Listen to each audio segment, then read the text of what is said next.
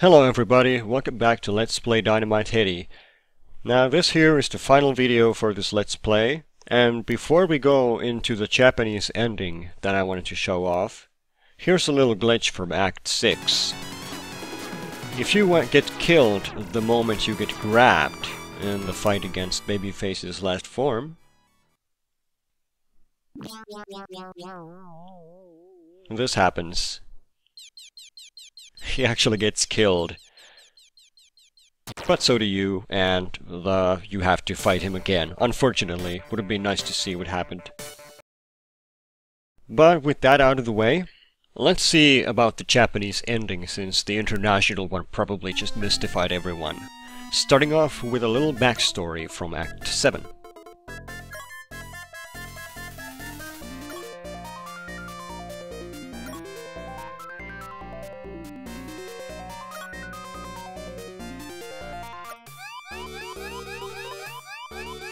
And then the fight starts, and it's the exact same fight as in the international release. We don't have to look at that.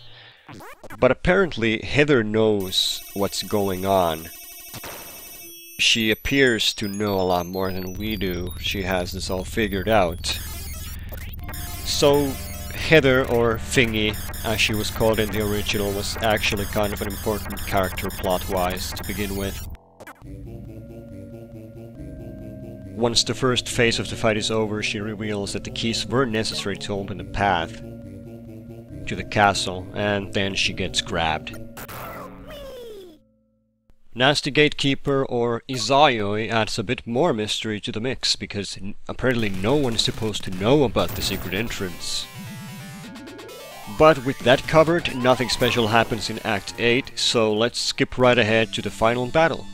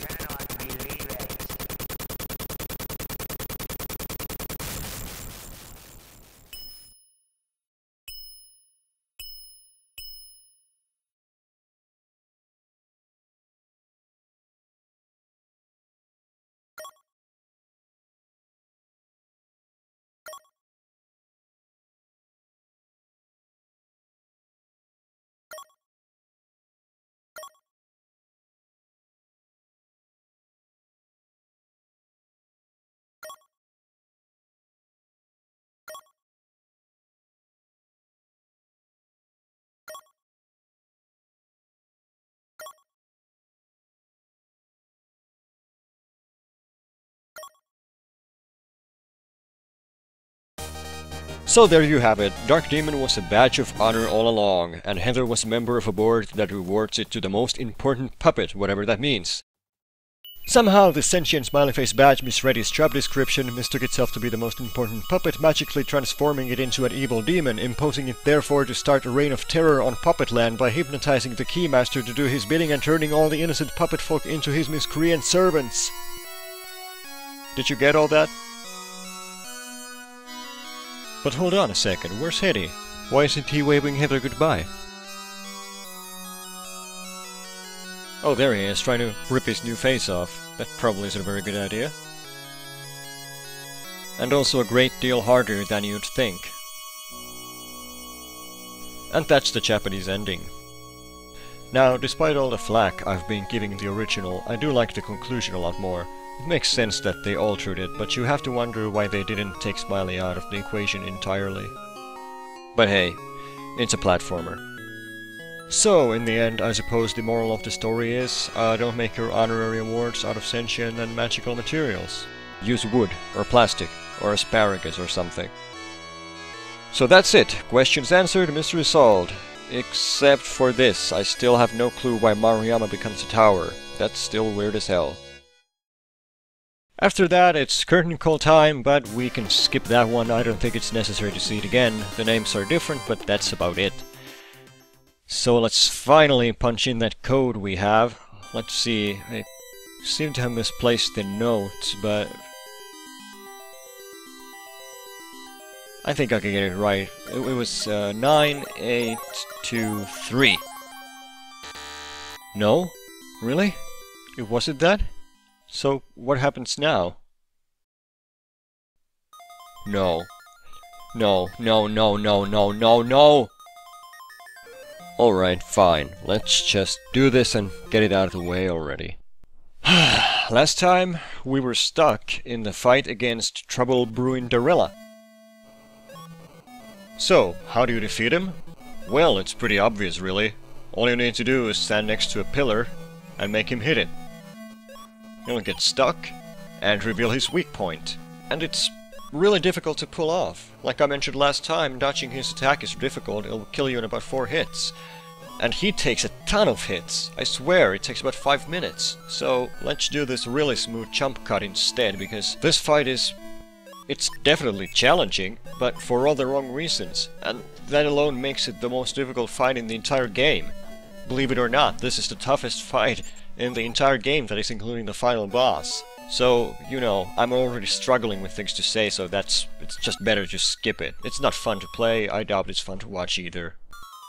So that will take us to Act 5, which is now some sort of a mixture of Acts 7 and 8 on the Genesis. Starting off with the Rocketeer, obviously.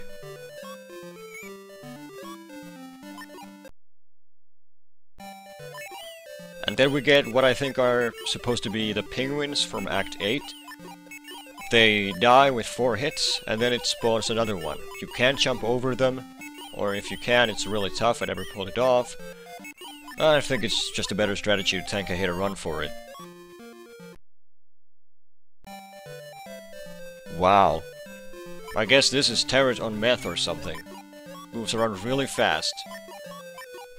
Just spazzing all over the place. And that's it? Really? Oh well, I'm not really complaining. The faster this is done, the happier I am. Whoa, that was embarrassing. I mean, no it wasn't. I mean, what was? I can't remember. It's just so easy to lose concentration. Every room is the same. If you noticed, it's just the same corridor every time. Haste makes waste in this room. If you just walk forward, the last puppet will get you. So, your own boredom is your worst enemy, because you just want this to be over with as fast as possible. Just run for it. Let's stand around. And pray tell, why does Shogun have a wizard hat?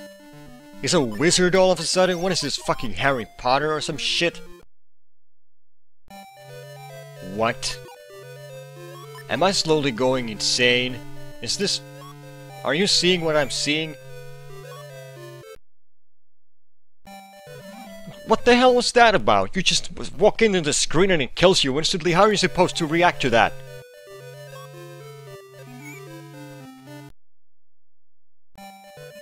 And falling for it again. Great. And why does it hit you a second time? How is that fair? I'm sorry for all the rage. Seriously, I didn't mean to get all riled up about a video game, but it just really gets on your nerves. And yes, that is a giant Beano head you're looking at. It's a giant Beano head. I don't know why it's here. You definitely can't get killed by it. I'm guessing it's the secret bonus point for the stage. At this point, they didn't even bother hiding them. It's just, here, take this. And there's Twin Freaks. Would you believe me if I said that they somehow managed to make it really easy? I mean, you can probably tell. All you have to do is hit the green one. It can't hurt you at all. And then you move in the center of the screen. And when the red twin comes along, it just move to the opposite direction.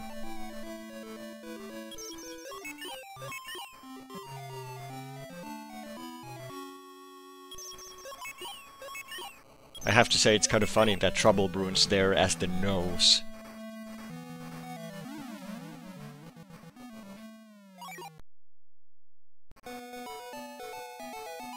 One secret bonus point, so that must have been the huge Beano head. Just, I don't think there's any other explanation.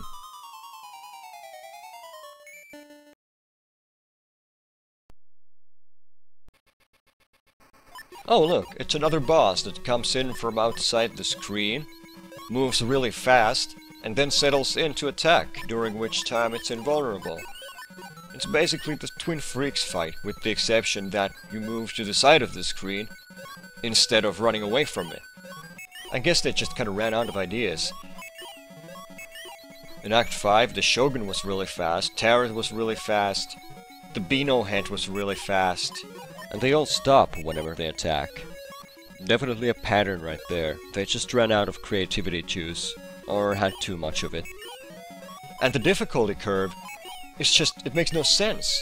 The fights against Mad Dog and Spinderella would kill you in 4 hits, but now it looks like this guy isn't dealing a whole lot of damage at all.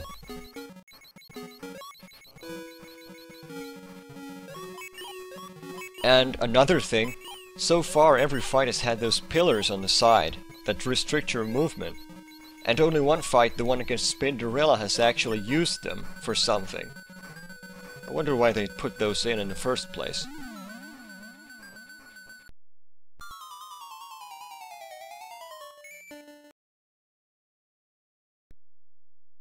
On to the final boss, which is a complete lackluster, as you might imagine.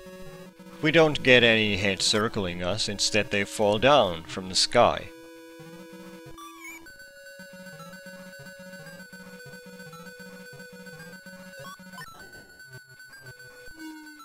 I found Sleepyhead to be a pretty good strategy against this guy in general.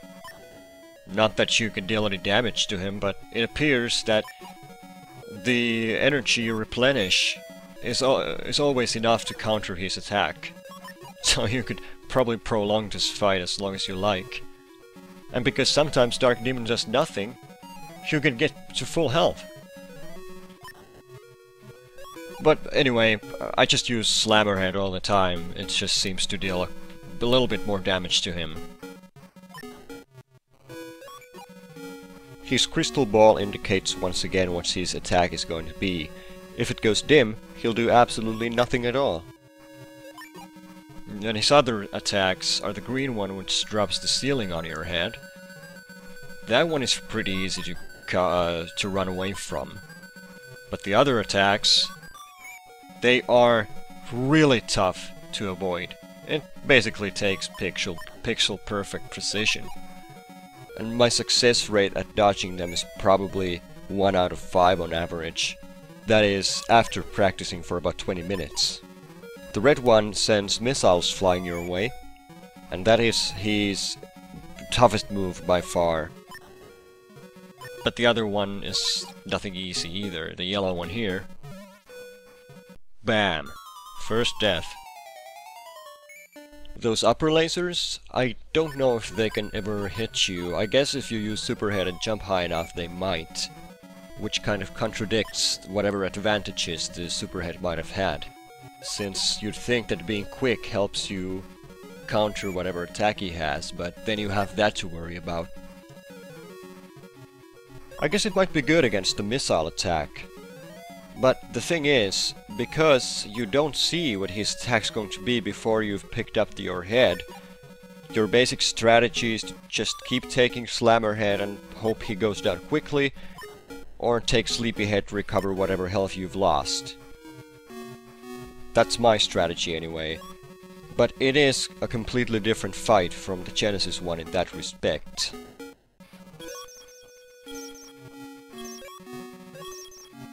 As for the pig head, I don't know why you'd ever pick that up, because the projectiles destroy all the other heads. So you can't switch it to another head, and because there's no button for cancelling it out, it means you are stuck with the pig head for some time. It's the absolute worst head you could have in this fight. I'm really getting better at this whole dodging thing. But yeah, let's speed things up. I mean, pay attention to his health. It turns red. And no matter how many times I hit him with the Slammerhead, it doesn't even begin to flicker. And then I lose focus and die, so thank you very much for that. it's just not very fun at all. And it's a long fight. It's a really long and tedious fight. And not enjoyable in the least. I'm slightly tempted to say that this is harder than the Genesis fight. But I guess they're a bit too different. They're both reaction time based, of course, but whereas in the Genesis one you pick the right tool for the job, here it's not really an option. You have to get the timing down in this one or you will never win. What I can say for certain is that this fight is definitely not as fun. So enjoy the rest of it. I'm gonna go have a drink.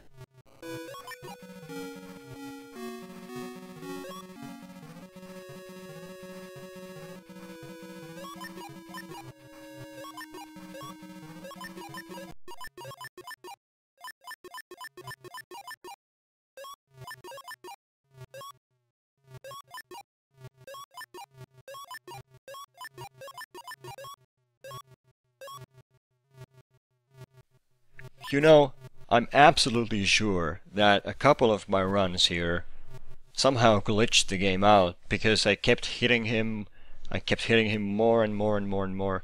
Just landed hits like there was no tomorrow and he just wouldn't die. But thankfully that did the trick. And the game is over. Oh, there's Smiley. Not that the game ever explains it to you. If you didn't play the Japanese Genesis title, you don't even know what that's about. The game never explains itself on that front. Or anything else for that matter. The starting screen just says that you're on a vacation, and then the town gets attacked, and you need to save the world.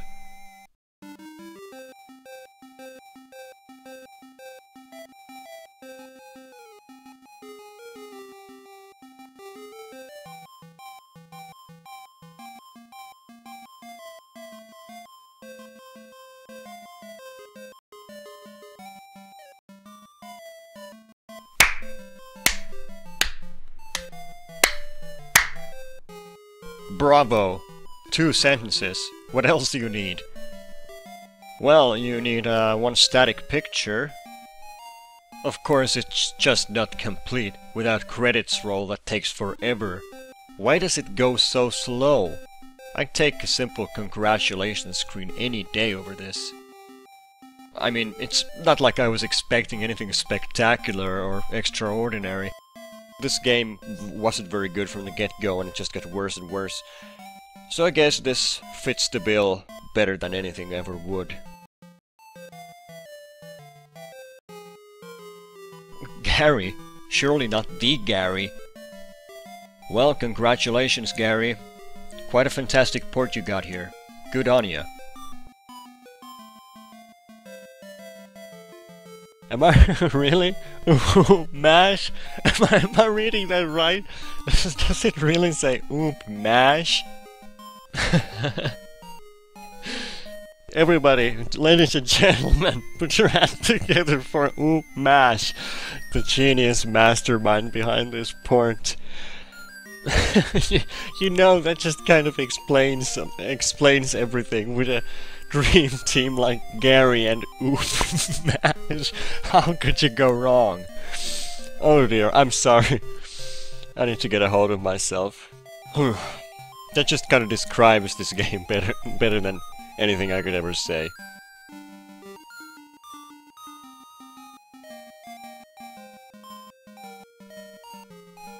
Thank you for playing. Oh, you're welcome, you piece of trash. I don't know about you, but I never want to see this game again. So let's finally do what we came here to do in the first place and punch in that code for real this time.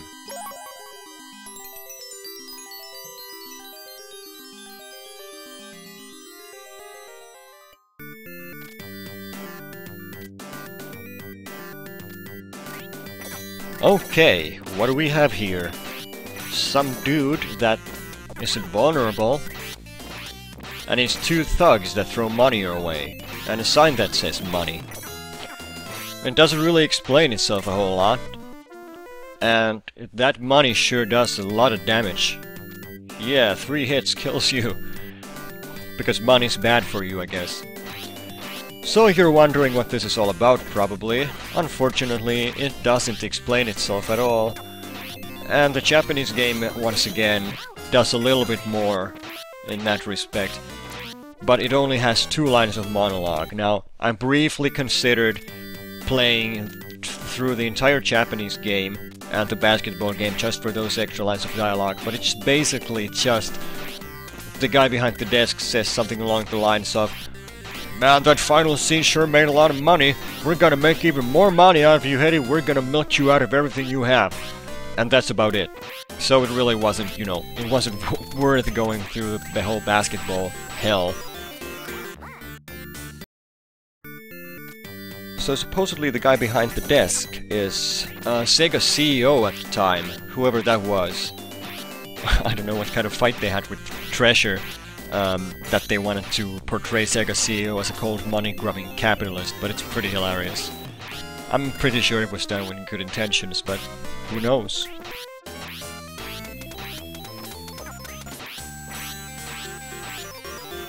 But anyway, the first phase of the fight is difficult, as you might tell, and money kills you really fast. But after that it gets really easy. Once you get rid of his thugs, he becomes vulnerable, and gets all mad when you hit him, and throws more money your way. And this time it homes in on you. The strategy is really simple, just walk to the opposite side of the screen. As long as you let it float in the air for a while, you shouldn't have any trouble. If you move too fast, however, the money will catch up with you, and it's still as deadly as ever.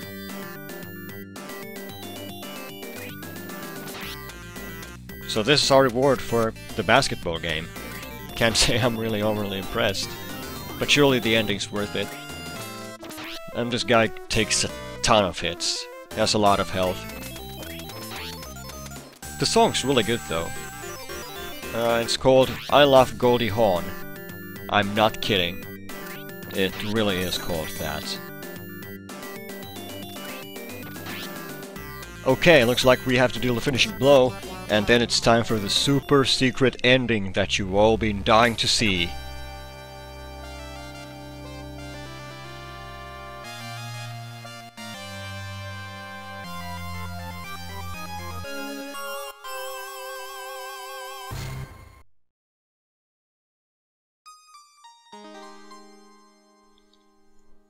What? That's it? That's all? A thumbs up? And the end? Well, yes, that's all. You can wait all you like. The song goes on for a while, and then it's back to the title screen. And then you can start a new game. Go through all that again. This time, maybe even enjoy the game instead of playing a stupid minigame for practically nothing. And yes, it is quite disappointing. But that's the game. This has been Let's Play Dynamite Headdy. My name is Wugga. Once again, thank you very much for watching. See you around.